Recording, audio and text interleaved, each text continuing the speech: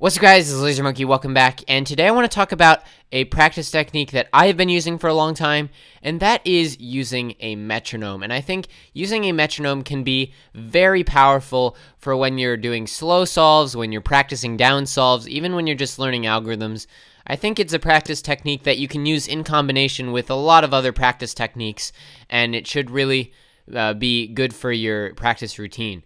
So here I have a metronome app. You can get any metronome app, or you can use a physical metronome. But there are a bunch of free apps on any app store that you have, Google Play. And all you need to be able to do is just switch the tempo. The time signature doesn't really matter. I'm on 4/4. But as long as you can switch the tempo and you can hear it very loudly, that's all that matters.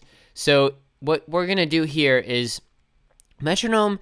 What you can do is a few things. You can start slow and go fast. So say you're practicing down a solve, and initially your TPS isn't great on it.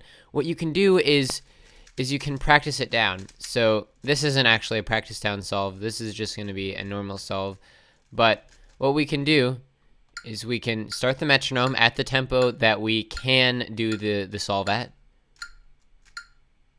And the idea is that you're just going to do one move every beat.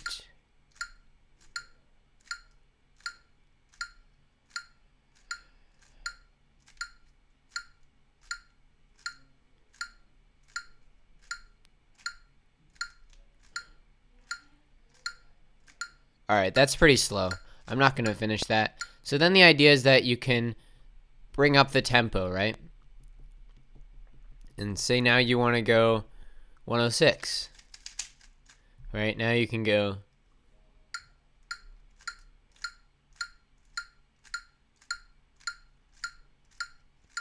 Okay, so I think it's important when you're using this practice technique, you want to make sure that your finger tricks are just like they are in a normal speed solve. So you can see that I'm doing all my finger tricks like I normally would. And you want to make sure that you're doing a solve every beat, turn every beat. And what this does is it really makes you focus on exactly what you're doing, and it improves your look ahead. So if you're just doing slow solves and you just want to do a solve, if you're doing this technique, it can really improve your look ahead a lot, because you'll be forced to have to see every time what you're going to do the next time. So imagine if I'm going at a super fast like 130, right? So this is pretty fast, right? So I have to know exactly what I'm doing. And the idea is you want to make your solves as efficient as possible. So you want to get down to the tempo. The tempo that you should be using is the tempo that you can do without pausing, because you want to turn every single beat. And so when you're using this to practice down algs, I would recommend starting at a really slow tempo, like maybe like 60 beats per minute or something. And then you can turn that up as you learn the algorithm better. And if you're practicing down solves, you want to start slow and go as fast as you can.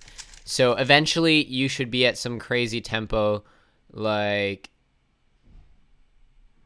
let's see, 300 sounds. That's a bit too fast.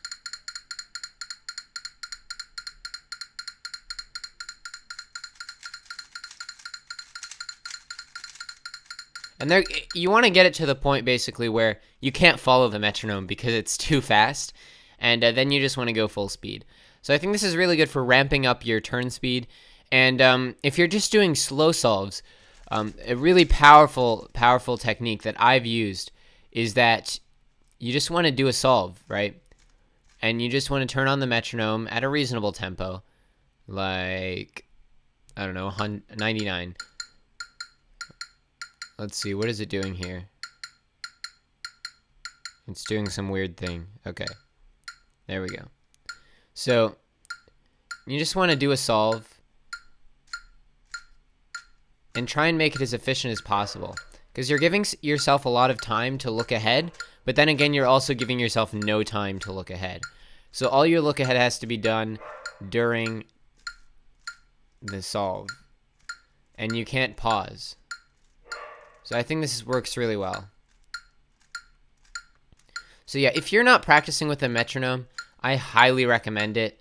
I think metronome solves will really, really improve your look ahead, and they will really improve your turn speed and consistency. If you practice with a metronome, you're setting a control, and your solves will be very controlled and stable. And so especially when you're practicing down solves, starting at a slow speed and then going higher and higher, you can really build in good habits and good technique when you're doing the correct finger tricks slowly. It makes it easier to do the correct finger tricks quickly as well. So I think if you're not using metronome solves, I highly recommend it. That's about it for this video. Thank you so much for watching. This is Laser Monkey. Out.